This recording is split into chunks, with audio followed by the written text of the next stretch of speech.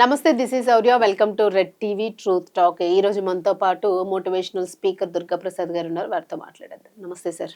నమస్కారం శౌర్య గారు. సార్, మనం అనుకుంటాం జనరల్గా సామాన్య ప్రజలకే కష్టాలు ఉంటాయి, సామాన్యంగా ఉన్న ఇళ్లలో ఉన్న పిల్లలే ఏవేవో చేస్తుంటారు, తప్పులు అవి ఇవి అని అనుకుంటూ ఉంటాం, న్యాయం జరగదు అనుకుంటాం. బట్ రీసెంట్గా చూసుకుంటే ఒక ఐఏఎస్ ఆఫీసర్కి సంబంధించి వాళ్ళ డాటర్ సూసైడ్ చేసుకోవడం జరిగింది. లవ్ మ్యారేజ్ చేసుకుంది, హస్బెండ్ సరిగా చూసుకోవడం లేదు, సంథింగ్ అమ్మాయి హ్యాంగ్ చేసుకుని చనిపోవడం జరిగింది. మరి అలాంటి ఆఫీసర్కి కూడా ఆ కష్టం వచ్చింది. సో అది అంటే ఏంటి, అసలు ఏం జరిగింది ఏంటి అంటే? నేను ఫస్ట్ ఒక ఆశ్చర్యపడిన ఒక స్టేట్కి డీజీపీ అంటే పోలీస్ హైయెస్ట్ పొజిషన్ లా అంటే ఫైనల్ అంటే బాస్ అనమాట. అతను కూడా అది కూతురు అంటే అల్లుడు ఇబ్బంది పెట్టాడమ్మా. మా ఊళ్ళో ఒక నాయకుడు అనమాట. ఆ నాయకుడు ఆయన అంటే అందరికి భయం. కానీ ఆ నాయకుడు కూతురుకి పెళ్లి చేశారు కదా, హస్బెండ్ అంటే ఈయన భయం, అంటే అల్లుడు అంటే భయం. అదే అదే సినిమాలో చూసేవాళ్ళం. చిరుత చాలా సినిమాలు ఉంటాయి మాట. సినిమాలో అన్ని విలన్ ఉంటాడు, తెర చూస్తే హీరో అంటే వణిపోతుంటాడు, చాలా అందరినీ భయపెడతాడు, అల్లుడు వచ్చేసరికి భయపడిపోతుంటాడు, ఏమీ చేయలేని పరిస్థితి. అది సినిమా కథ అనుకుంటా, కానీ నిజ జీవితంలో కూడా కొన్ని ఉంటాయి మా. అదే ఆశ్చర్యం. అతను ఒక పోలీస్ బాసే ఉండి ఎంత మందిని టెర్రరిస్టులు కానీ ఎన్నో కేసులు బయట వాళ్ళందరికీ సాల్వ్ చేస్తారు. మరి పెద్ద ఇలా ఈజీ చిటికల మీద అలా చేసి ఇలా చేసి నేనేం చేస్తాను అంటారు. మరి అటువంటిది ఏంటి ఇంట్లో ఎందుకు చేసుకోలేదంటే అదే విచిత్రం, అదే మాయ అనమాట. అది ఇంట్లో ఏంటంటే వాళ్ళ మాట వాళ్ళు వినరు. అదే పిల్లలు కానీ తన దాకా వస్తే గానీ తెలియదు అంటారు, అందుకేనేమో పిల్లలు వినరు. ఆ ప్రేమ వేరమ్మ ఇది. ఇప్పుడు ఒక స్కూలు ప్రిన్సిపాల్ ఉంటాడు, ఆ ప్రిన్సిపల్ మొత్తం స్కూల్ 1600 మంది భయపడతారు. వాళ్ళ అబ్బాయి ఏంటన్నా అంటాడు, లేదంటే వాళ్ళ ఆవిడ వచ్చి ఏమంటే ఏంటంటే మామూలుగా మాట్లాడదు. ఈ 1600 మంది ఒడిగిపోతుంటారు, ఆయన పులి. మరి ఈ పిల్లడు వచ్చి నాన్న అనేసి ఇలా అంటాడు, కొడతాడు. ఉండరా బాబు అని ఈడు అక్కడ తండ్రి కొడుకులాగా ప్రిన్సిపల్ లాగా ఉంటాడు.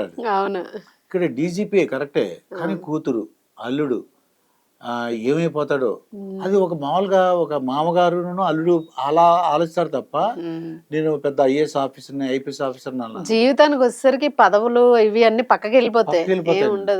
అసలు ఇది ఒక హెడ్ కానిస్టేబుల్ అన్నమాట. ఇది ఎన్ని ప్రాబ్లమ్స్ సాల్వ్ చేశాడు అతను. ఎస్ఐ దగ్గరికి తర్వాత సిఐ దగ్గరికి వెళ్ళకుండానే తనే బయట నిలబడి సాల్వ్ చేసాడు. మీ ఆవిడ నిల చూసుకో ఎరా అనేసి నేను ఏం చేస్తాను, ఆ చట్టం ఈ చట్టం అని చెప్పేసరికి ఆడు భయపడిపోయి, అంటే కొద్దిగా డబ్బు తక్కువ అవగాహన, చట్టం మీద అవగాహన లేని వాళ్ళు ఈ హెడ్ కానిస్టేబుల్ గారు చెప్పారని మాటకి భయపడిపోయి వాళ్ళ భార్యని జాగ్రత్తగా చూసుకోవడం అలాంటిది, కొట్టినోడు తిట్టినోడు కూడా అయ్యగారు అంటూ పోలీసులు భయపడిపోవడం చేసేవాడు. ఆయన కూతురు విషయంలో చాలా ఇబ్బంది పడ్డా నేను చూశాను నా కళ్ళ. ఎందుకంటే ఏమంటే మా అమ్మాయి వెనకాల రోజు ఒక అబ్బాయి పడుతున్నాడండి, మా అమ్మాయికి కూడా ఇష్టం, నేనేం చేయాలి వాళ్ళిద్దరిని విడగొట్టాలని అంటాడు. ఏదో సినిమా ఉంది కదా సార్, అది రావట్లేదు, రవితేజ సినిమా ఉంది, సేమ్ ఈ టైప్ స్టోరీ. అవును, నేను మురుక్కనే అంటుంటాడు. అవును, బాగుంది. చూపులతో అదే సాంగ్ ఉంటది, అదేం సినిమా మర్చిపోయాం. మొత్తానికి ఆ సినిమా కూడా ఇంతే, అది కూడా డీజీపీ కూతురు ఏసీపీ కూతురు సంథింగ్ ఏదో. అవునండి, అది సినిమా ఇప్పుడు నిజమే, సేమ్ ఆ స్టోరీ సినిమా అనుకున్నాం, కానీ ఇది నిజ జీవితం. అవునవును. మరి ఏంటంటే అక్కడ ఏమి అంటే భయం ఏంటంటే కూతురు ఏమైనా చేసుకుంటుందేమో, ఆత్మహత్య చేసుకుంటుందేమో, ఏమైనా జరిగితే ఆయన కొట్టినా తిట్టినా ఇది రివర్స్ అయిపోతుంటది కూతురు. ఇక్కడ ఏమైందంటే ఐఏఎస్ ఆఫీసర్ చాలా బాగా ఎన్నో చాలా అంటే వాళ్ళు ఏమనుకుంటాం అంటే వాళ్ళు అంటే ప్రజల వద్దకు పాలన అని చెప్పేసి ఇన్ని విజ్ఞాపనలు అలా తీసుకెళ్తే మన ఆ కలెక్టర్ ఆఫీస్కి వెళ్ళి చూస్తే కలెక్టర్ గారు దేవుడు అయ్యా అనుకుంటాం. ఇన్ని రోజుకి 200-300 కట్టలు వస్తాయి, ఈజీగా సాల్వ్ చేస్తారు, అన్ని సాల్వ్ చేస్తారు. 100% ఫ్యామిలీ ఇష్యూస్ ఏమైనా సరే సాల్వ్ చేస్తారు. కూతురు ఇలా జరిగిందా అనేసి ఆశ్చర్యం అనిపిస్తుంది. అంటే ఏం లేదు మాకు ఏమవుతుందంటే ఆ పిల్లల్లో అవగాహన ఉండదండి. ఇది అవగాహన లేకుండా అంటే మా నాన్నే కదా, లేకపోతే మా అమ్మాయి కదా, వాళ్ళు ఇద్దరు ఆఫీసర్లే కదా, వాళ్ళు ఐఏఎస్ ఆఫీసర్లు ఐపీఎస్ ఆఫీసర్లు నేను జాగ్రత్తగా ఉండాలన్నా ఉండదు. వయసు ప్రకారం వాళ్ళకి ప్రేమలో పడిపోతారు క్లాస్మేట్స్. వీళ్ళు కూడా ఈ కలెక్టర్ గారు అయినా పోలీస్ బాస్ అయినా ప్రేమ ఉంటది కానీ ఇలా అవును. చేస్తారని ఊహించగలరు వాళ్ళు. అవును. అంతా వచ్చేసిన తర్వాత అప్పుడు తెలుస్తుంది వాళ్ళకి. అవును.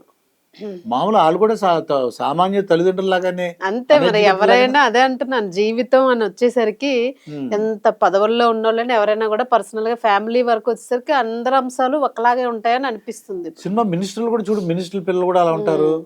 వాళ్ళకి అదేంటి మినిస్టర్ గా పిల్లగా సినిమాలు చూసినంత వరకు. అవునవును. కానీ నిజ జీవితంలో ఒక పెద్ద ఎమ్మెల్యే అనమాట, పవర్ఫుల్ ఎమ్మెల్యే.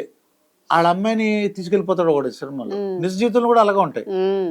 పవర్ఫుల్ లో ఎమ్మెల్యేతో సినిమాలు, అది ఎమ్మెల్యేని ప్రేమించిన అల్లు అర్జున్ సినిమా ఉంది. ఎమ్మెల్యేని అవునవునవును. వచ్చేసి నేను ప్రేమించాను అంటాడు. అవునవునవును. కానీ నిజ జీవితంలో అలా జరుగుతాయమ్మా. అంటే అక్కడ ఎమ్మెల్యే అవన్నీ ఉండవు. ఉండదు అక్కడ. ఆవిడ మినిస్టర్ అని ఉండదు అక్కడ. ఆవిడ మినిస్టరే కానీ ఆడపిల్ల. ఉమ్. ఆమె ఎమ్మెల్యే కానీ ఇంకా పెళ్లి కాని పిల్ల. అవును.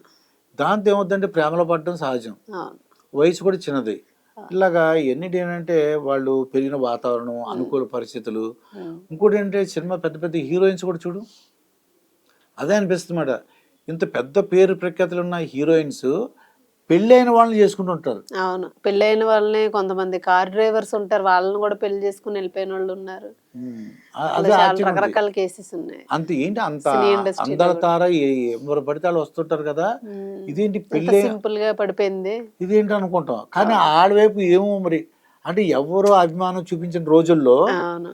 వాడు ఎవరో భార్య ఉండగా కూడా వీళ్ళతో క్లోజ్ గా ఉండటం, ఉమ్. వీళ్ళకి నేనున్నానని చెప్పడం.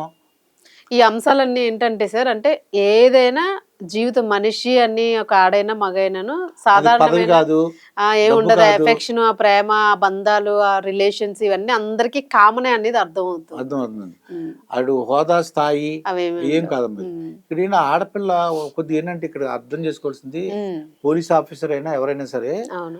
ఎవరైనా వాళ్ళు ఇంకా ఆ జీవితం ఇంతటితో ముగిద్దామని అనుకుంటే మాత్రం అవును. వాళ్ళు కొద్దిగా తల్లిదండ్రులు కానీ తెలిసిన వాళ్ళు కొద్దిగా జ్ఞాపకం వాళ్ళు అబ్జర్వ్ చేస్తూ అవును. ఉండాలమ్మా. అవును. అవును. ఇప్పుడు ఒక అమ్మాయి ఉంది, అదేం డైరీలో రాసేస్తుంది ఉమ్. తను ఇంకా జీవితంలో, అంటే ఇది జీవితంలో ఇంకా ఇది చాలనుకుంటుంది, ఉమ్. ఇక ఇది ముందుకెళ్ళడానికి ఇష్టం లేదు, ఏదో రాసుకుంటారు వాళ్ళు. ఉమ్. అది ఏమైనా కనిపెట్టగలిగి అవును. లేకపోతే ఎవరితో ఫ్రెండ్స్ తో మాట్లాడుతుంటారు, తనకి ఇంకా ఎవరో ఒకరి దగ్గర బయటపడుతుంది. తనకి జీవితంలో ఇంకా ఉండటం ఇష్టం లేదు, ఇలా కొన్ని మాటలు చెప్తుంటారు వాళ్ళు. అవును. ఆ మాట బట్టి అర్థం చేసుకుని సైకాలజిస్ట్ డాక్టర్ తీసుకెళ్లారు అనుకోండి, అవును. అంటే తీసుకెళ్తే కౌన్సిలింగ్ ఇవ్వగలిగితే డెఫినెట్గా కొన్ని సెట్ వాళ్ళు అవుతాయి. రెక్టిఫై అవుతారు. పిల్లలు సరిగ్గా చదవట్లేదు, ఇవన్నీ ఒకదానికి ఒకటి, పిల్లలు సరిగ్గా చదవట్లేదు, అనుకున్న అవును. సీట్లు రావు, ఆ, ఇది లేదంటే తన ప్రేమించిన తల్లి లేకపోతే ప్రేమించిన అమ్మాయి చనిపోయింది, వీడు కూడా ఆత్మహత్య చేసుకోవడం, ఇవన్నీ కూడా ఏంటంటే సెట్ చేసే డాక్టర్లు అన్నీ ఈరోజు మంచి ఉమ్. టెక్నాలజీ వచ్చింది. ఉమ్. కానీ కుటుంబ సభ్యులు ఎవరైనా కనిపెట్టాలండి, అంతే. కనిపెట్టి అవును. వాళ్ళు ఐఏఎస్ ఆఫీసర్లైనా ఐపీఎస్ ఆఫీసర్లైనా దాని నుంచి బయట తీసుకురావడానికి కౌన్సిలింగ్ ప్రయత్నం చేయాలి. Important. Right sir. Thank okay, you. నమస్కారం.